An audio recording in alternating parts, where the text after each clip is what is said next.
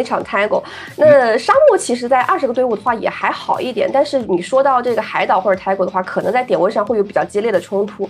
而且这一次的话，我们是邀请到了其他赛区的队伍来打，所以说这一次的比赛强度也会相应比较高一些。是的。包括像我们目前已经确定的 PGS2 积分的这个资格赛的一些队伍啊，目前也是在积极的筹备。其实，在面对于这个其他赛区的队伍来说，更多的是一些就是转点细节和一些打架的一些协同，我觉得这个东西是比较关键的。是的，还是要看他们最近的一个调整能力，因为最近的这个阶段，其实这个我们的队伍也和这些就今天参加的其他赛队伍有过一个交手的一个机会了。对吧？大家其实彼此之间有一个初期了解，所以说在今天的比赛当中，我觉得他们打起来会相对比较得心应手，肯定会比之前处理起来会更加舒服一些。而且从这个比赛状态来看，其实今天比赛的几支队伍的话，还是有几支是实力非常强硬的。我说的其他赛区的队伍啊，也在之前的一些比赛当中发挥出了一个比较好的状态，强度真的很高。期待一下我们赛区这个队伍的表现。没错。反正我是之前有看过一些，就是国外，就是我们其他赛区的一些比赛，比如说欧美赛区那边，其实他们确实现在整体一些新进的队伍还是属于比较有冲劲的，甚至是让一些，就比如说哪边现在其实打的有点水深火热，对吧？所以我是觉得现在对于我们 P 赛队伍来说呢，尽可能就是在正面协同上面不要有失误就可以了。这个也是他们需要去修炼的一件事情，因为这一次我们 PGS2 的阵容除了本身有名额队伍之外，其实跟我们之前的预判很相似，就是有一支老牌强队，然后有一个新的一个黑马战队，这个阵容的配置我觉得还是非常的强的。那对于这个从难度系统来说的话，可能比如说 DDT 对吧？毕竟他对于他们来说，目前除了麻木老师之外，其他的选手这个世界赛的这个经验不是非常的丰富，大赛经验还是非常充足的。所以说这一次的这个训练营就是这样的一个性质的一个比赛的话，对于他们来说是一个非常关键的一个契机。我觉得一直打这样一个训练赛的一个结构的话，肯定是能够让他们的这个状态无限的去上升的。是的，而且最近有看过他们打就是近期的一些比赛，确实是状态还可以。对于整个 DDT 来说，唯一对于就去了这个 PGS2 唯一不足的只是经验，就是说他们没有说参加于这种就是世界级线下赛经验，这个是确实是比较缺失的。但是我相信他们能够快速的去调整。是的，那说起来，其实其他的几支队伍就不用太过于担心了，因为确实他们的这个大赛经验比较丰富，对吧？而且也是多次获得过这种比较高规格比赛的这个成绩的，所以说我觉得对于他们来说难度也不是特别的大，终归还是要看他们这个状态的一个比赛的一个表现。是的，我反正今天看到这个比赛参赛名单啊，好像今天 DDT 的4个首发是没上吗？看 ID 好像并不像。对，有这个问题存在哈。可能是有一些别的一些训练的一些东西，对吧？选择。其他的我看好像阵容都差不太多，基本上都是以自己的原班人马出现。对，上主力了，基本上就是目前就是从这个阵容来看 4M17 还有 Peril。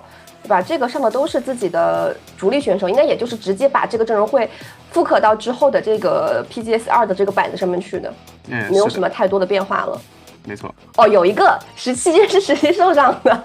对，今天是实习受伤。对，他这个阵容可能会变一下。他最近也是时不时会参加一些比赛，然后呢，他不会打很长的一个赛制，他经常是会出现在那个小组赛的时候，然后进决赛之后就不打了。确实，还是想要这个体验一下赛场。对，这个感受比赛的美好，但是他因为这个确实身体问题，就是不能接受一个高强度比赛的一个负荷，所以说对他来说，如果要完成一个正常的一个长盘赛事的话，还是会有一些困难的。是的，因为很多选手其实对于包括 PUBG 啊，包括其他项目的一些选手，他有很多一些作息时间呢，你是没有办法去控制的。就比如说我今天想早睡，我12点或者1点钟想睡觉，但是我躺在床上手机一刷到4、5点钟，这个怎么办？你是在说你自己的常态是吧？但不过还好，因为我们比赛时间的话，其实这一次也是这一次的 PGS2 的开始是比较晚的。我觉得其实对于选手来说是比较可以适应这样一个节奏，而且是在一个黄金的一个时间段，没有太多的这个时差的问题。其次的话呢，因为我们平时的这个训练赛也是在晚上比较多，对吧？然后有很多这个比赛的这个结果出现，所以说对选手来说，我觉得也是可以很快去适应这样的一个状态的。是的。那么话又说回来，就目前就是80个人的比赛呢，其实取前16。从概率上来说呢，基本上是每支队伍都想就是随便进啊，这是实话。就是确实你20进16真的是只要你不是特别的拉胯，基本上想进这个最后的三天的精英赛应该是信手拈来。但是话又说回来，就是因为你人口密度高了之后呢，你的进圈选择会有很大的一个难题。那你在包括像中心点的队伍，一圈原住民他到底是处于是打分彩还是不打分彩，还是说我是打得更贪一点？这个你要去取决于周边队伍，以及这个毕竟这是80个，你多出4支队伍来，对不对？那你这个踩点可能会让出一部分给一些其他队伍。是的，而且说起来的话，因为这一次还有这个 Tigo 地图的一个出现，大家知道现在就是 Tigo 是一个row点重灾区啊。即使是16支队伍，就常规来说，这个有两支队伍以上的row点是经常存在的，更不用说这一次是加入了有其他的4支队伍，那这个row点的问题肯定要一直去解决，这个也会给比赛带来比较高的一个这个期待值嘛。之前的row点的话，我记得在 Tigo 地图除了这个车站 4M 跟17之外，DT 和这个 GNL 也是有在这个地图的东侧有row点的。然后呢，不知道这个row点会不会持续？那包括其他点位，因为有其他的队伍的一个这个加入的话，也可能会有一些比较激烈的情况出现。我感觉今天row点肯定会打得特别的多。是的，毕竟人多啊，该row得row。有很多点就是说，因为本身咱们就是因为16支队伍的比赛已经看的比较多了，基本上点位就16支队伍正好是能够覆盖到的。你再加进来4支，难免会发生冲突，对吧？地图的物资，你像比如说你像艾伦格，它有一些野区的物资就是不丰富，就是穷，你没有办法，你必须得要。如果说你想打的稍微富一点，你只能去陆地揉一波，我拿个4分我还能搜东西，对不对？是的，而且有一个问题就是说，这一次是不只有我们赛区的队伍嘛，然后特别是有其他赛区的队伍，就大家对于这个领地意识是非常的强的。你不像如果说自己的这个赛区打的话，可能之前都会有商有量了，在一些不必要的情况下不会特意去选择揉，或者说只会在这种有点位激烈冲突的情况下才会有一些这样的一个抉择。那跟其他赛区的话，肯定是第一个是没有那么多沟通的机会啊，再一个就是大家都是想拿到一些好点，展现这个队伍的风采，所以说我感觉这个可能会打得更加激烈一些。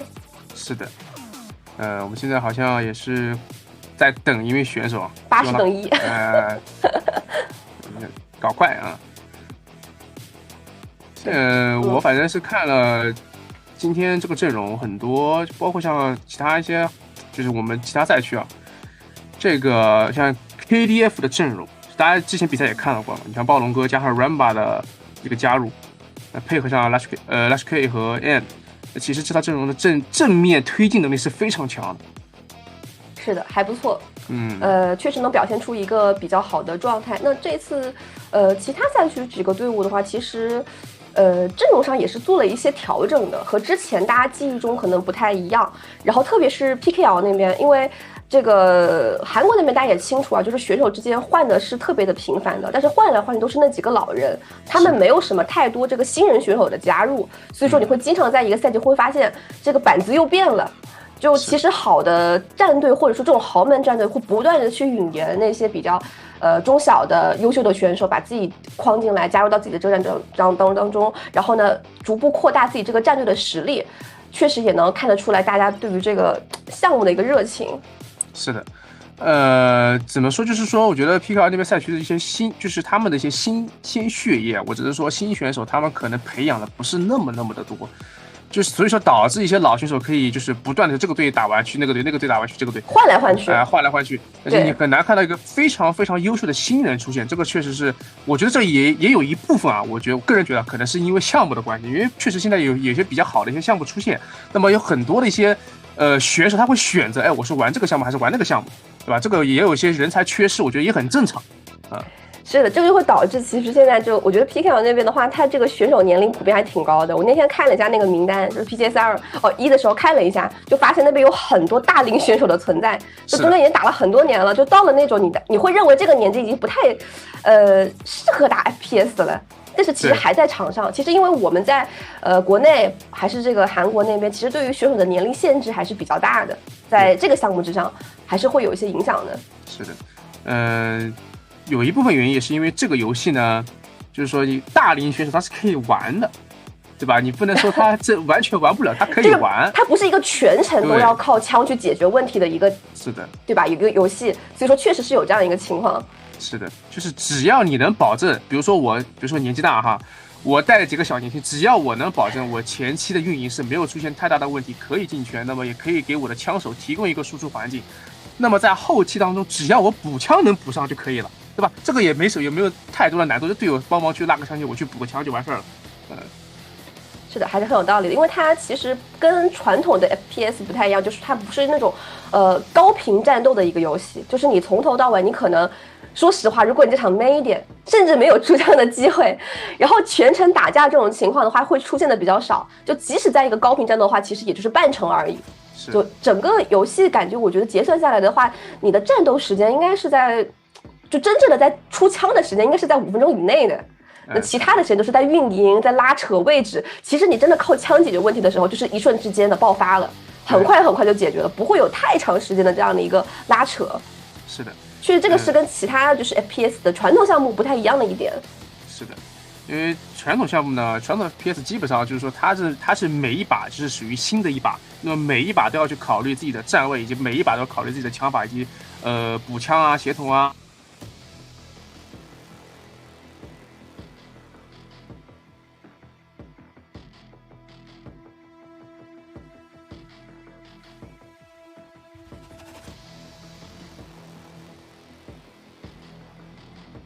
是的，这个也是确实是我们项目的这个特色之一啊。但是我觉得看点也是这一点才好看，因为之前我还就是跟我一些就是不太玩就 FPS 的这个朋友有聊过这个问题。其实从项目本身的这个观赏性来说，就是 PUBG 这个游戏它是观赏性比较强的。就即使是你不太玩游戏的人群，你大概看完之后，你了解赛制，你是能看得懂的。但是你会感觉看一些传统的 FPS 的话，就是太过于眼花缭乱了，你就是品不到里面的有趣之处是哪里。你得确实是得你是玩的人，你是很硬核的玩家，你才能够看得懂游戏。我觉得这个是项目之间的一些区别。所以说，我觉得我们项目其实还是一个特别适合观赏的一个项目。是的，因为前期的一些运营转移啊，其实还是会给一些观众带来一些比较好的一些视觉效果，尤其是在团战爆发那一刻。它并不是说就是说我地形优势我就一定能打赢你。对吧？这个就相当于像传统 FPS， 就比如说强队跟弱队，它会出现黑八奇迹是一样的道理。谁说强队一定能打得赢弱队，弱队一定打不赢强队？这是一个伪命题。是的，而且它真的要开战之前铺垫是非常非常长的。因为我特别有感触的是，因为我父母其实也是有的时候会看这个游戏，就他们在完全没有玩过这个游戏的前提之下，他大概能看懂。并且就是在看过几次之后，还能够分析出一些这个战队的一些想法和这个状态，然后根据这个地形的一些东西，然后讲得出一些还比较合理的东西。就这个我就觉得就还挺有意思的。所以说我觉得这个项目还是比较适合大家一起看，确实很有意思啊。是的，它在就是每一个，就比如说我们到决赛之后，像我们春季赛的时候，确实是当有悬念出现的时候，这个比赛会特别精彩，特别好看。你完全不知道就是每一把会发生什么。就是说，可能单论，比如说我把这个战队拿出来，从这个纸面世界上来说，哎，这个队肯定名额肯定是稳的。但是比赛打到最后一天，好像不好说了，对吧？所以就包括你想，这个圈还没出来，可能我对他可能还有信心。这个圈一出来完了，这个圈好像不太好打，或者说对我心仪的战队肯定来说不是一件很好的一个圈。那这个时候你会慌。那作为观众来说，其实就是很享受这个这一方面，对吧？这个过程就是未知。才给这个游戏带来不同的这个感受，这个就不得不说这个 PGS1的时候了，因为当时其实我们当时场上有很多 PCL 实力非常强的队伍，而且特别是有一些队伍，它在这个赛程的过程当中是保持一个特别好的手感的，但也没打好，对吧？最后结果的话，其实也和大家预期的也不是那么的一致，对吧？那其实大家对于自己的这个状态会有一个不同的判断，但是我觉得还是要看你当时在场上的一个比赛表现，它会有各方面因素的一个构成，特别是未来他们要去到 PGS2 打线下的时候，可能会有更多的因素造成。简单说，你除了自己的各种训练的情况之外，你到了当地，你是否能够适应当地的一个环境，对吧？身体的因素，就各方面因素都可能会影响到你比赛的成绩。但是我觉得我们选手能做的就只能是这个尽人事听天命了，就我们把该做的训练能做好的点先做好，然后再去考虑好打好这个比赛。当然这一次的这个天命出征赛对他们来说是一个很好的机会，我们一定要把自己能做的部分做好。好的，那比赛第一场也是终于开始了，我们看一下这个航线是从石城出发，一路到西部海岸，然后穿过了这个龙脊山，航线好偏。在80个人的比赛当中啊，这种航线出来其实是有一点极限的，因为队伍实在是太多了。你需要通过高飘去拿车，甚至是在点位当中是有一点小小的摩擦的。我们看看初期这个航线会不会有队伍去进行揉点？是的，我觉得挺高的，因为从今天的这个队伍来说的话，其实跳海岸这一带的人挺多的。那这个会导致整一个的这个南部的海岸线这一带是无法直接跳到，然后中部要借车，然后本身机场岛上也是有主跳的队伍，这场也是去不了。所以说这一局的揉点非常的激烈，我们看到学区房这一侧2个队伍直跳了，是的，嘎嘎冲 ，GGC 跟金绕是。哦，经典的这个直落拼图楼顶，看一下对方的速度。是的，好像这边金耀整体好像没有太多的枪了，这样的话只能是束手无策。关门没用，听到对方在换子弹，直接拉timing。是的，这波机会抓得很好，但是那边好像是被锤了。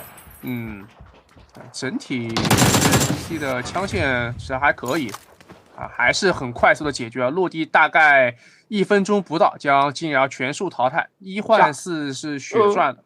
主要是枪捡的比较快，那把这个 VSS 真的是立功了啊！另外一侧的话是这个 S 城的一个位置是 WCG 和这个 OPGG 的一个揉点，但这波揉点就明显打的比较拉扯。刚刚是选择拼图房的直落，两边由于这一片的这个地形比较复杂，分为这个马路围界两方去揉。看一下这个站位的一个情况 ，WCG 是把这个主城区内部给控住了，然后呢，在对面是挂了一个风风。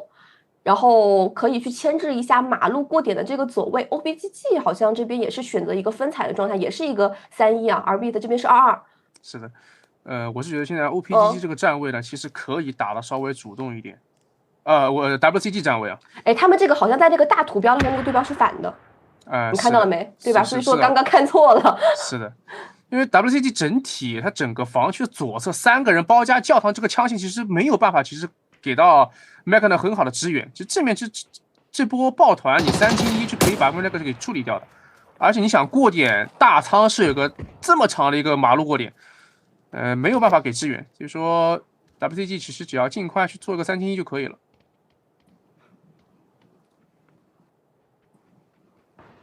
现在这个点其实还是挺抗压的。哇，他这个图标好混乱啊！是的，好几个队伍的标全部混乱在一起了。是的 ，P 城依旧是17，那这个圈形是给了一个中部圈。那像其实中部圈的板块呢，无非就是左右两侧，对吧？北边大概就是寡妇村这一边。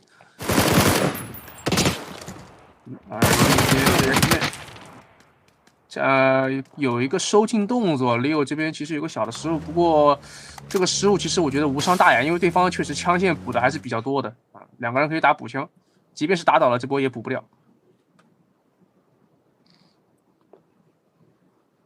WCG 还是打得很稳，在经理方第一时间也没有选择去排这个围墙，先把防区排出来。艾瑞斯想拉出来，队友还没跟上，不着急，等没烦恼一起过来。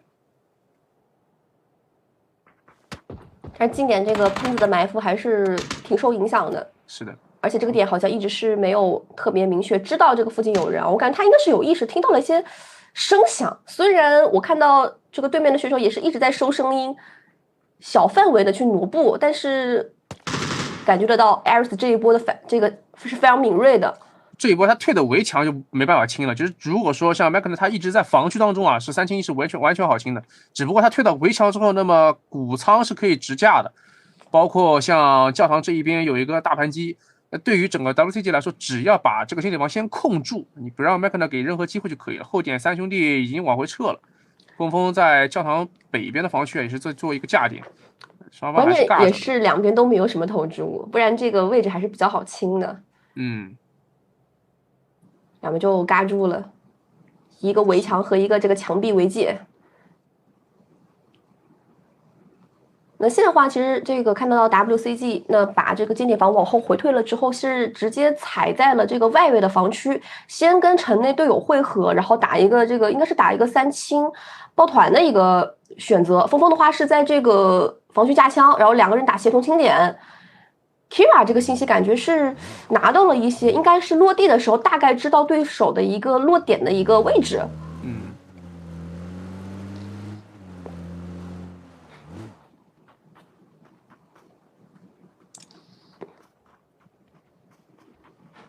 现在好像进圈队伍其实不算特别多呀，圈内就那么几支。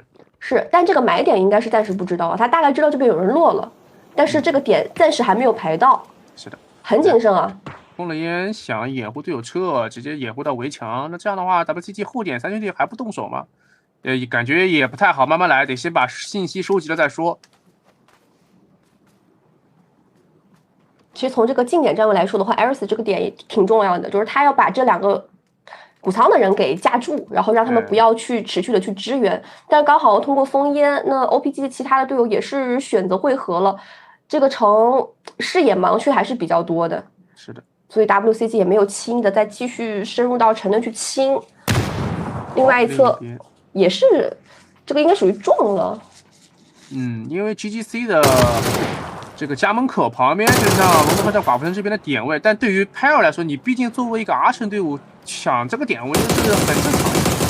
知道你学区房在打架，提前过来抢点，这样的话好像走不了了。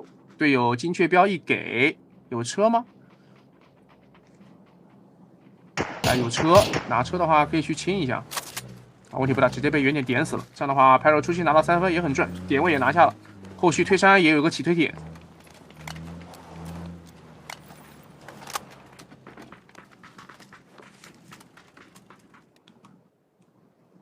感觉这个新进直播间观众可能会对于我们这个右上角这个18支队伍表示有一些困惑。再跟大家强调一下，我们这次的话是有20个队伍打这个前面的比赛的。所以说这个场上地图人会相对比较多一些。好的，我们看到这边 GP 拿到了土路的这个位置。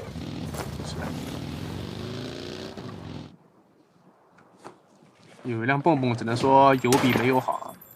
确实。那边 WCG 这边已经出现了一个击倒，想先抢占教堂，把3层楼这个位置给控住。东东先一马刀先过来，看那个头皮确定在2楼了。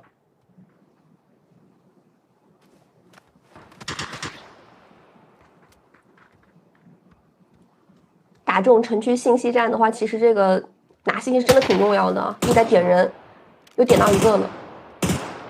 我们现在可以锁定就是这个3层楼一个人的位置，然后谷仓那个位置都是锁定了的。主要是对方有一个 SKS， 其实过点也不太好过，想先架。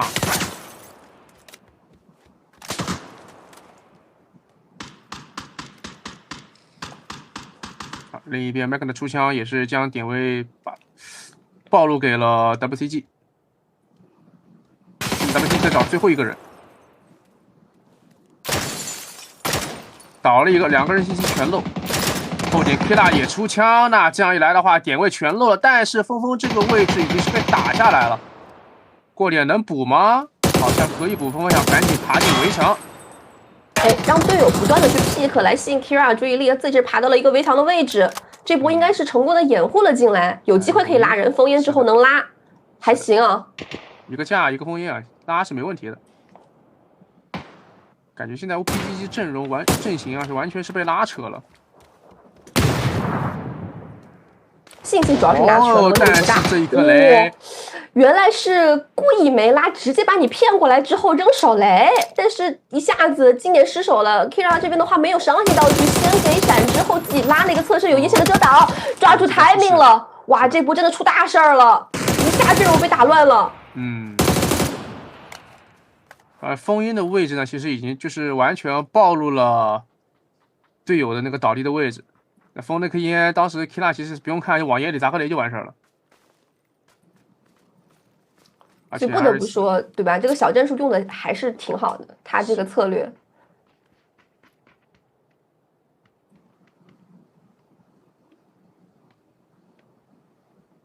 现在没办法了，刚刚其实也出枪了。OPG 就是等自己这个稍微休整了之后，过来多打扫。另一边 FTG 也是进圈直接上12宫山头，而另一边 DVT 的话，在12宫的位置也是想要稍微做一下，碰到了，直接开乙打下来一个，还是个司机，司机没办法被西域连续打下来2个 ，Paradise 跟 People 全没了，2分轻松收下。看看附近的点位，4房没人，前面双谷仓也没人 ，FTG 这波2分收完之后还可以去拿到点位。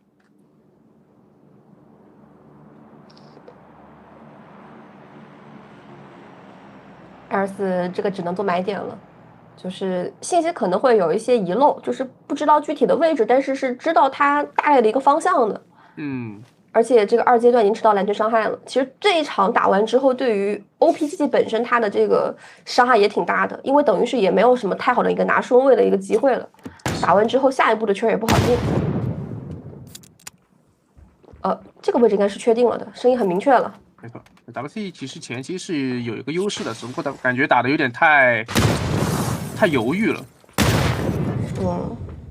爆一颗雷，这样的话 ，OPGG 也是在第一场的肉点当中也是拿下胜利，而 DDT 这个车队往哪里走，去哪儿？好像周边都有人，没方向了，去厕所吗？密度太高了，这个厕所的位置停不住啊。没有，这个需要让麻子给他们稍微指导一下啊。因为你在这个阶段，2圈还在刷新的过程当中，在圈内这种密度当中啊，去找个点位是其实不太好找，而且你没有任何信息，其实就是一个盲渣。确实，你不如在圈边的位置打一打，你控了个边嘛。毕竟当时 FTG 是他们扫的 ，FTG 打了一波人，你就上12宫山头看看四方有没有人，对吧？实在不行你控这个韩国波都可以。是的，还是要考虑当时的处境，而且从这个赛制来说的话，你盲渣成功的概率是降低了的，难度也变高了，就是周边队伍太多了，本身原住民就比较多的一个情况，你这个可能车都还没有落位，这个经过的时机都没有找到，人就被车就扫下来了，就前期已经扫下来好几波了，都是车上出事儿的。顺位的问题啊。对，你想常规的16支队伍的话，其实1圈扫车的这个成功率其实没有那么高，这个也是考虑到人口密度变大了，枪线也变多。我们看到这一侧，先打了一个，在一个半坡的位置。RBS 是提前就在这边做了埋伏的 ，FTG 想拉上来，马古巴打了一个，但是 RBS 的枪线还是比较多啊，有个蓝水手不想让你扶。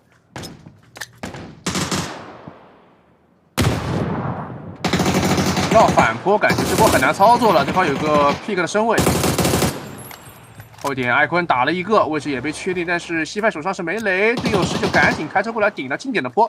艾坤血量太惨了，被远点零数给点掉，这样的话还能救队友。RBS 3分钟。这波接下的反应很快，而另外一侧也是在一个土路的一个位置。Pero 目前是一个3人编制啊，经典的话是 X-Man。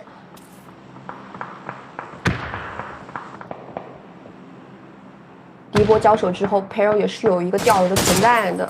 这波小崔不能顶了 ，Summer 远点架枪打了一个 Yuri， 这边的位置也被点下来，马上侧翼打掉一个，初期就拿下6分了。Pero 对于这个土路控制非常的熟悉啊，保底分拿到了，还可以。虽然这个我们要考虑晋级的一个问题，但是也要考虑到说这一次我们是会带分进入到决赛的，大家尽量还是要多拿一些底分。现在 Pero 的话也要考虑进圈了啊，这边也是在圈内的位置，这一侧土路还是有些区域可以待。炮楼的这个点其实是在一个靠近圈中心的一个位置的，还可以。那我家的圈中心啊，这的话因为还被刷到自己的家门口，这个圈可以不用动了。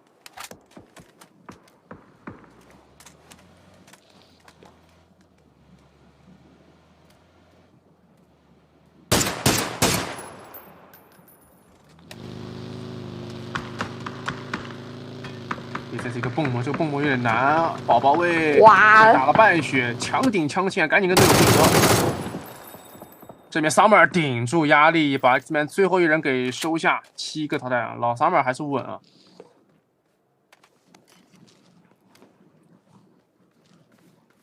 但是中间的话跟队友是有一些距离的，而且经典又迎来了一支队伍。是的 ，GNG 啊，已经是提前过来踩住了这个树后的这个位置，并且是高点有站人，它是一个3方枪线啊，3杆枪线是架了 Summer 这个点，我感觉这个点起烟它是很细节的，就是以防这个角度可能会有其他人过来起了烟，封了起步烟，看一下会不会出事儿吧，毕竟对方枪线太多了，赶紧一脚油门，这一波 GNG 出枪了，但是还好车也起速了。是的，这个我说实话真的就是经验问题，非常细节，封了颗烟舔包。然后车也是，当时是保在整个厕所的西侧嘛，这个真的很细节。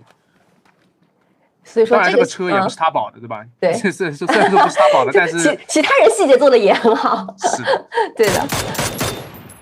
以说为什么说细节重要？真的是细节决定成败，关键时候保你一命。但是 GNG 感觉这一波这个瞻前不顾后啊，屁股没盯。这个把所有重点全部放在这个脸前 ，4M 这一次的话也是顺势推了过来啊，把这个加后的人先给打掉了。这是一个非常典型的一个推边啊，金阳因为站位实在是太远了，还有这个点是没办法救的。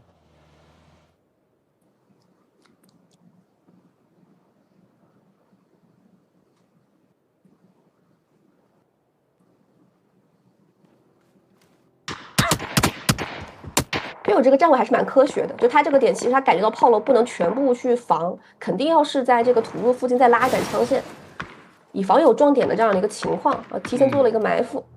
现在4M的一个持续推边，人点清楚了，大家换成出枪，差一枪，这个蓝圈已经刮到了。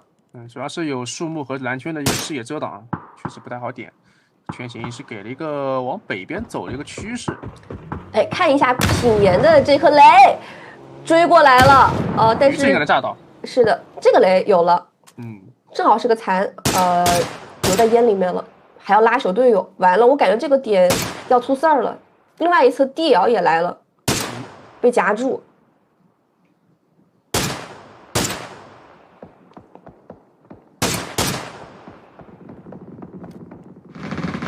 我感觉这车可能不能开了，直接不要车了，开到300点了，这波可能被收了。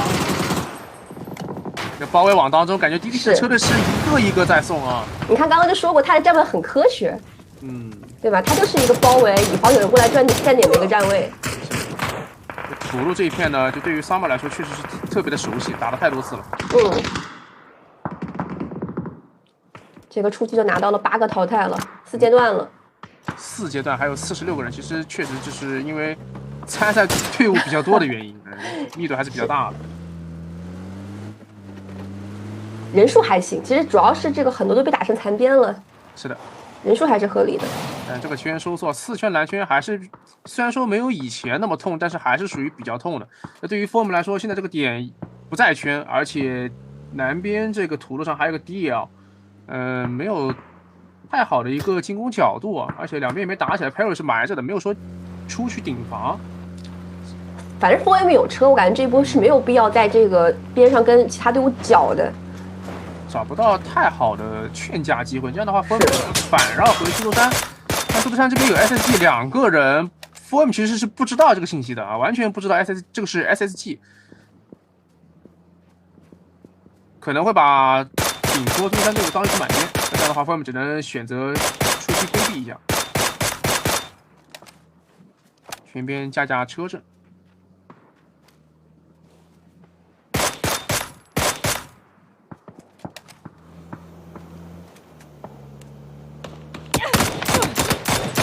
这个位置还行，能夹住。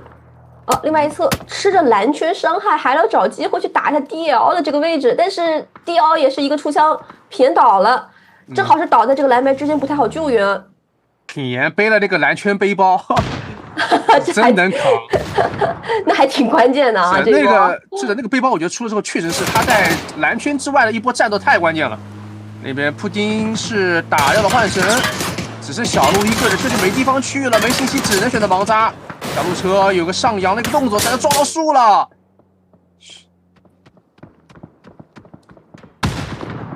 点吧，在整个西侧控制也是控制的比较死啊。OPGG 想要去进攻，实在是难以招架。泡泡一个雷 ，Killa 是被炸残了。本身初期只有3个人，还有雷，非常准。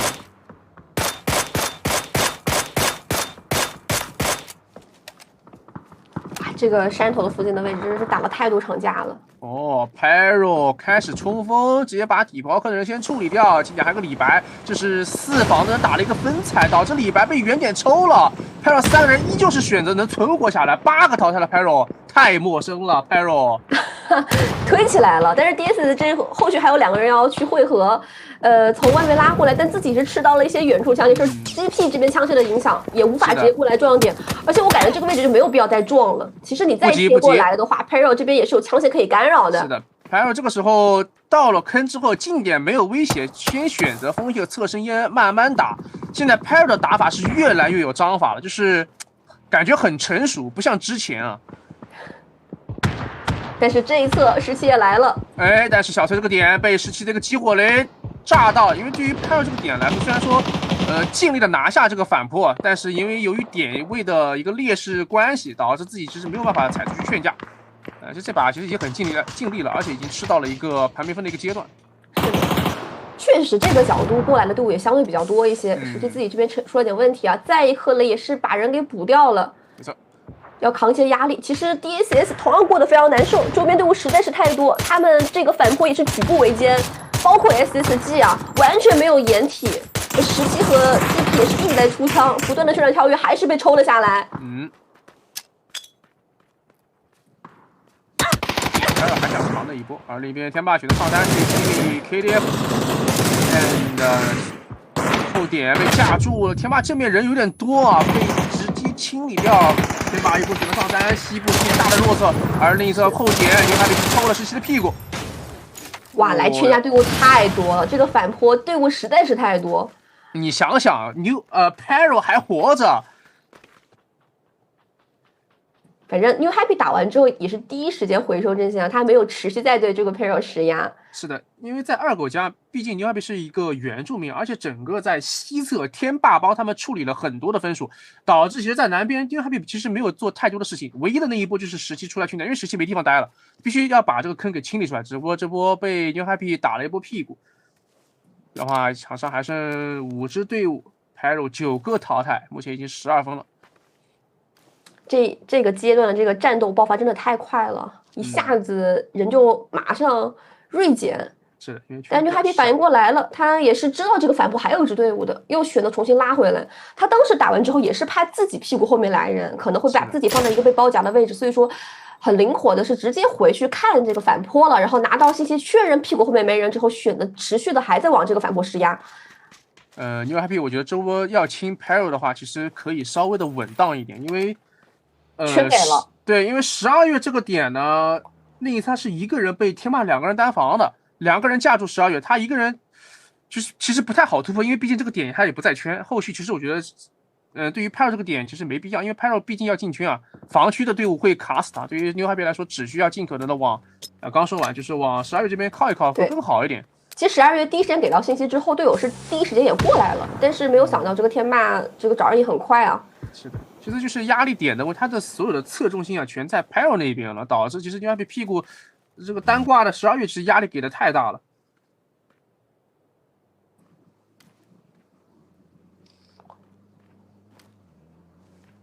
天霸这侧也是留了一个人的挂单的，就是看屁股，大家这种细节上做的都是没什么太大问题的。是。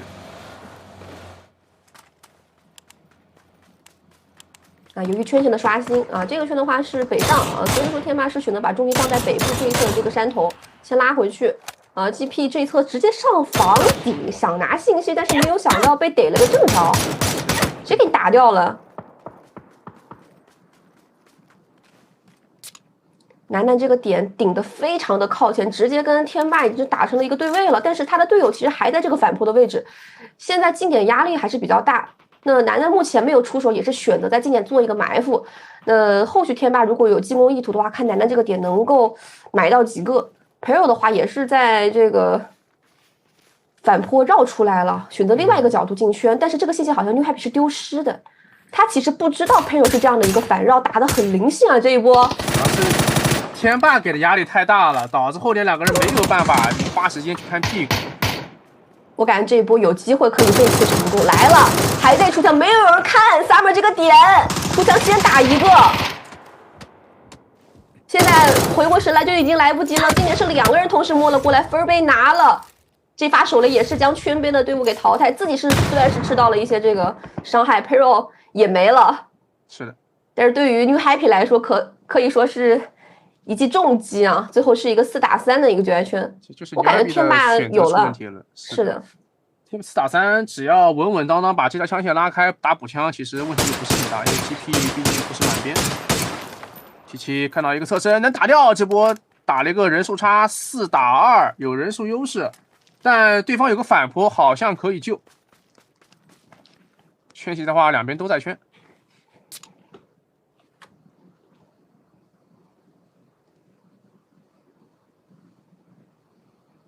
天霸依旧还是那个天霸啊，这个打的还是非常的猛的第一局啊，已经拿到了12个淘汰啊，泡泡个人拿到了6个。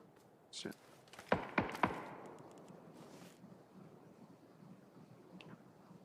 找机会把队友扶了起来，但这个掩体也是在圈边的位置了，也是要出来的。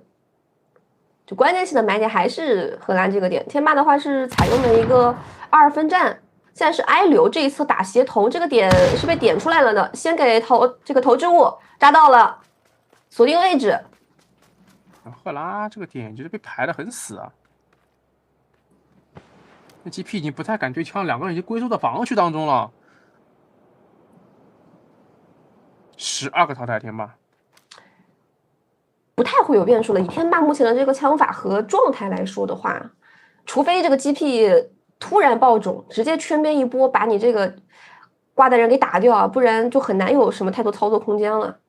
确实给到了，天霸也不想把这个稳稳的鸡给送掉，没有持续的往前去压，而是选择直接把枪线拉开，直架打补枪。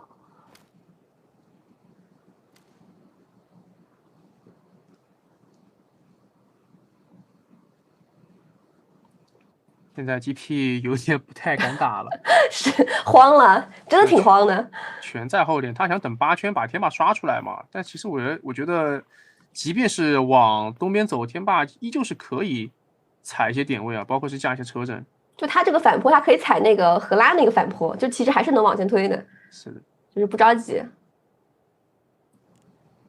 天霸也很稳啊。其实我感觉他们信息拿的也是比较全了。但只是说他们就是不想去冒太大的风险，对吧？给到对手机会，我觉得这也是一个很好的一个比赛的一个状态。你想，我们之前有很多次就是那种，关键时候浪了一把就直接把鸡丢失的这种局面也见了很多了。稳健很重要。没错。看8圈吧。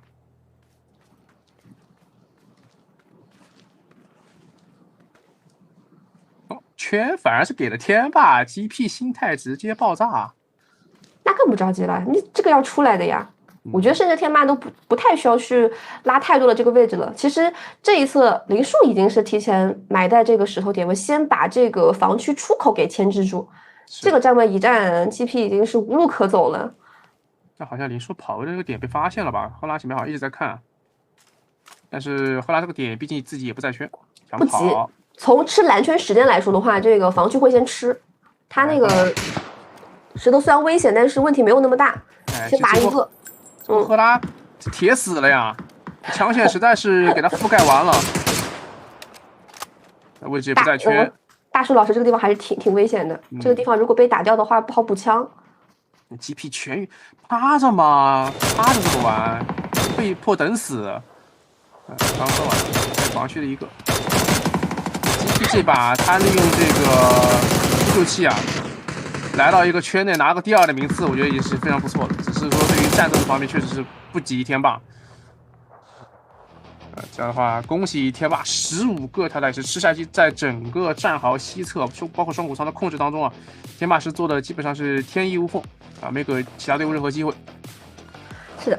天霸本身就是一支，它是一支这个打法不是非常激进的队伍，它无论是在这个大小型比赛当中打的都是非常的稳的，所以我觉得为什么老是大家会说什么天霸这个是杯赛的神，我觉得是有迹可循的，就是因为它无论是大小型赛事都很稳，不像是有一些队伍就不点名啦，就可能在一些这个训练赛或者在这种同类型的比赛当中的话，会打的有点浪，这个会导致一些该拿的分数没有拿到，就是天霸就把这一局该拿分全拿了。战斗场面和他们这个运营策略是无可挑剔的，非常完美，也是拿到了非常高的一个淘汰。没错，那我们一般来说看这个中府圈，它的一些板块其实还是属于比较固定的。一般说，你看2圈这个圈型刷新，基本上就是在兔子山这一片，就包括像之前这个 QM 这个坑，对吧？最后的梅花桩。那么天霸在初期的一些运营，其实因为我们从地图当中，包括导播给的视角，其实很难，就是基本上看不到它，是因为它本身就打得比较慢，打了一个空边。那么在土路当中，土路推出来是谁？推出来的是 Pyro。甚至 Pyro 打到一个前4的一个排名分，这个也是源于其实 Pyro 在之前土路的一些控制啊，面对 Xman 的时候啊，就打的是非常的好啊，包括后续的一些拿分啊，就是包括去冲坑啊，我觉得现在 Pyro 打的确实是越来越成熟，越来越成熟。是的，我觉得确实在这个战术选择上有一个比较明显的进步。我觉得这一点在这一局比赛当中是展现的比较透彻的。然后呢，也是能让观众对他们之后的这个世界赛很有信心啊，确实发挥出一个很好的一个状态。是的，然后 GP 确实我觉得打架这方面可能确实有点欠缺一点，因为本身在这个有呼救器的情况之下，拿到了一个非常不错的点位，甚至这个点位甚至是有吃鸡的可能性的。只不过在面对天霸的枪线当中啊，确实是有点下风，对不过就是。我觉得他没有什么战斗意图，他就不想打，他就是把位置拉好了之后，就是等这个圈形刷新之后，就像是一个死亡宣判一样，他也没有任何的战斗意图，就逐渐把这个优势方给到了天霸。其实天霸最后他这个价点也没有什么太多问题，而且圈也给到了。对于他们来说，确实这场只能说打得不精彩，对吧？就你还是会期待说这种局势，你说4打3完全不能打也不一定的。你3杆枪线，如果说还是能抓机会，就至少是抓个机会，但是他们也没有这样去做，稍微有点小遗憾嘛。是的，他们在初期对枪那波倒了之后，扶起来就前点位只剩赫拉一个人了，后点2兄弟是不太敢上，基本上都是在防区龟缩当中。其实这波你其实已经知道这波4打3就是人数劣势这一方已经不是很好打了，这波其实你就2个人抱个团，看能不能打开一个突破口，对吧？能换1分是1分，毕竟你是前2了嘛，你多拿1分其实你也是好事嘛。可以说这场只有那个荷拉他还做出了一些战术选择，他拉了一个底坡，对吧？去做一个支架，然后做买点。但是那个信息天霸也是提早就拿到了，他们也没有做太过于这个冒险的举动，也是支架，等圈刷完之后再找一个机会。这个确实打的这个没有什么可讲的，无可挑剔，很强。而且这一局的话，战斗爆发点主要是在这个4进5的时候，那个节点是最混乱的，主要是圈边战斗一下就爆发出来了。这个也是跟前期的这个人员编制有很大的一个关系，人本来就比较多，所以说那个阶段的战斗打的是非常激烈的，圈边一波接一波。所以说今天能感觉到这场比赛，就是前期几个喜欢撞点抢防区的队伍其实没有拿到很好的一个顺位，反而是推边的队伍还拿到了一些淘汰。是的。这把我觉得可惜的是，像 New Happy 其实在初期的一些拿分策略当中其实还可以，只不过在后续啊，这站位我觉得可能有点太大胆了。我们先看一下分数情况。是的25分。还有的话14，然后 New Happy 11，这个还有这个 GP 17啊 ，DL SSG RBS CCG GGC OPGG DSS FOAM FT GKDF GNL GNG WCG X 面和这个 DDT。这把牛 happy 其实我觉得不止11分，因为其实就之前说的可惜是因为他们可能我们先看战争榜，MVP 是给到这把的泡泡6个淘汰700伤害，基本上是自打自补。